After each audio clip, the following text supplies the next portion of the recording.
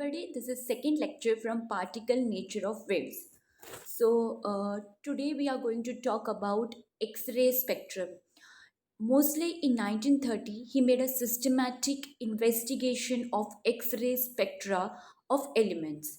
The elements investigated were used as targets in X-ray tubes, and the radiation from each target was analyzed with the help of an X-ray spectrometer. When intensity of X-rays is plotted against the wavelength for various values of operating voltage V, we obtain the graphs which are shown here. So like this.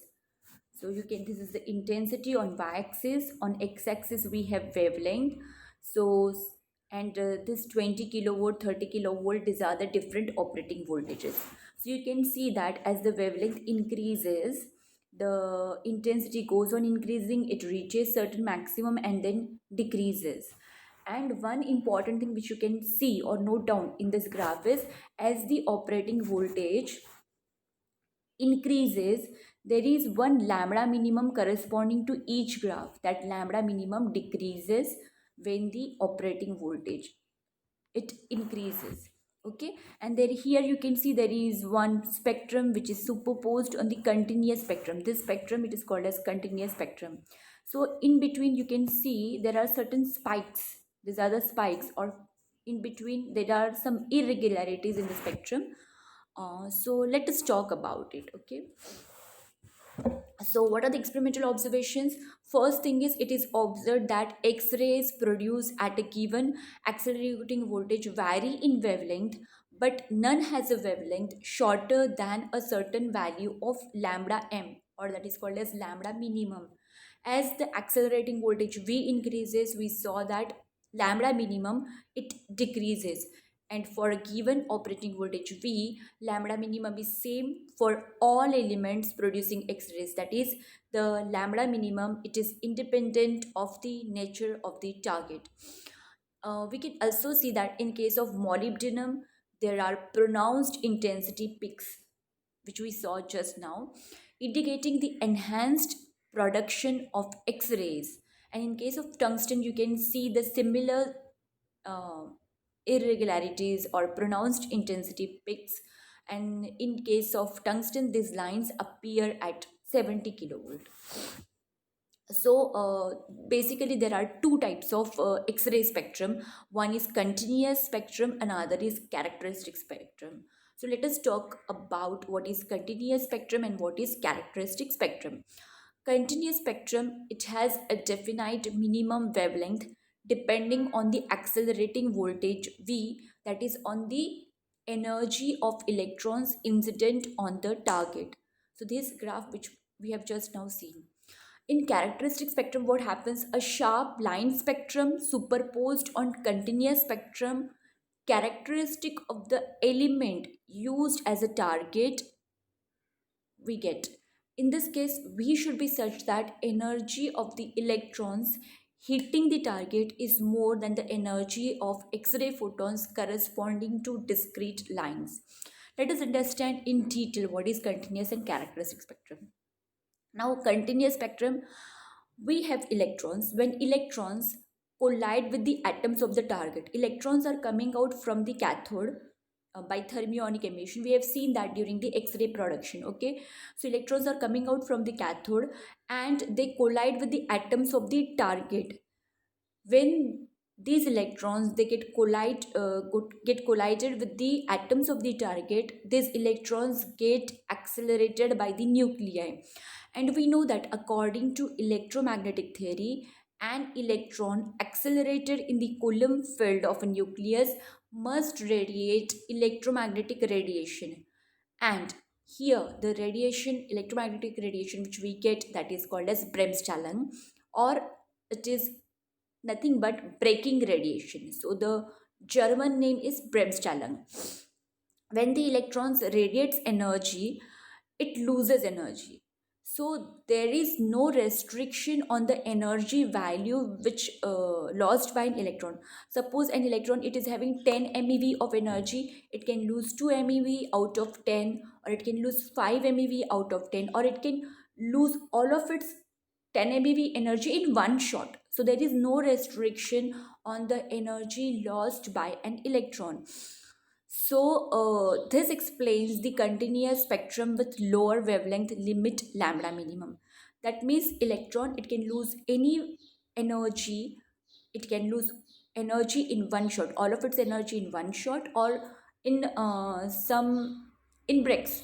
So that is what gives rise to continuous spectrum. X-ray photon corresponding to lambda minimum has energy equal to the energy of the electron hitting the target. Energy of electron accelerated through a potential V is given by E into V. So that we already know that whenever a charged particle is accelerated through a potential difference of V, it gains energy, and that energy is given by E equals to E into V. We also know that energy of photon, it is E equals to h nu, and we know that C equals to nu lambda. So instead of nu, we can substitute hc upon lambda. So equating this, E into V, energy gained by electron when it is kept in the potential difference V, that is E into V, it is equals to hc upon lambda minimum. If we will rearrange it, we will get lambda minimum equals to hc upon EV. This equation 1, it is called as Duane-Hunt formula.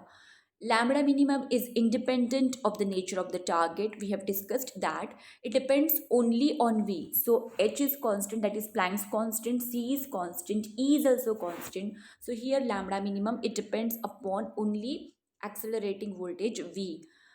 So this same formula was earlier given empirically by Thorne and Hunt, and it is called as Duane-Hunt formula. If you will substitute the value of H, C and E SI units in SI units, then you can solve this. So you will get lambda minimum equals to this 1.24 into 10 raised to minus 6 upon V meter. So either you remember this formula, but at times suppose only accelerating potential V is given and you are supposed to find out lambda minimum, then you can directly substitute that calculation if you remember that. Now, in continuous spectrum, what was happening? Electrons, they collided with the target atoms of the target, and because of the collision, they get accelerated, and because of the acceleration, they acquire speed and all that, and then they emit radiation according to electrodynamics. That is what we have seen in case of continuous spectrum. What happens in case of characteristic spectrum, or what, because of which factor we get a characteristic spectrum? So from Brouwer's theory, there are discrete energy levels in an atom in which electron rotates around the nucleus, that we know. In an electron in n equals to level, that is the innermost level, is more tightly bound to the atom than the one in n equals to 2 level, and so on.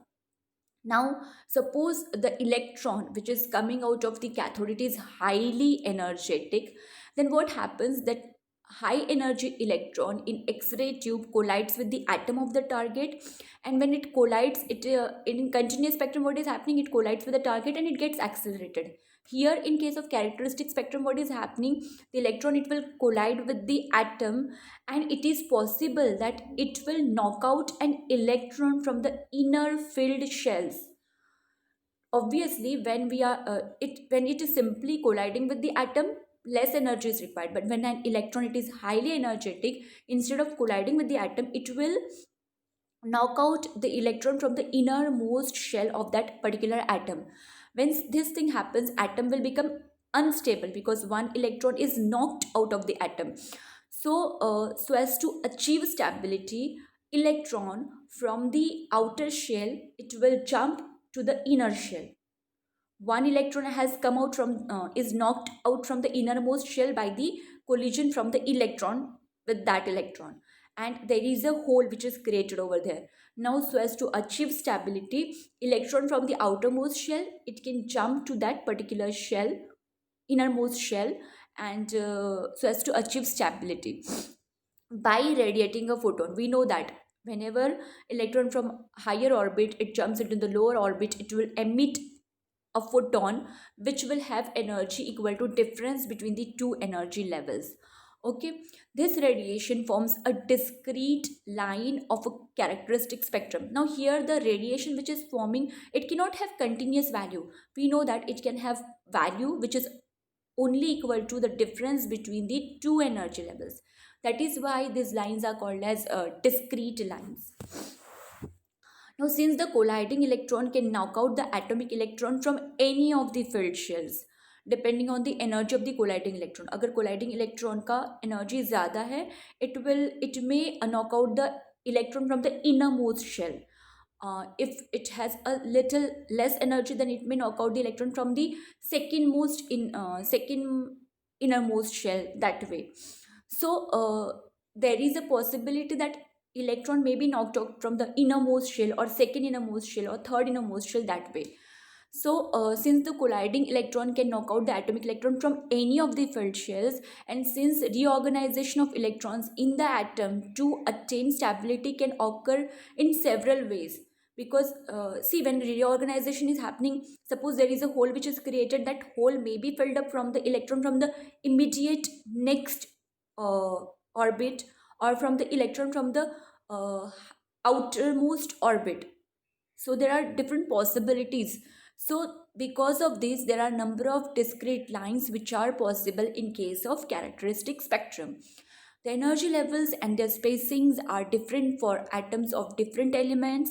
Therefore, the line X-ray spectrum, it is characteristic of the element that is different for different elements.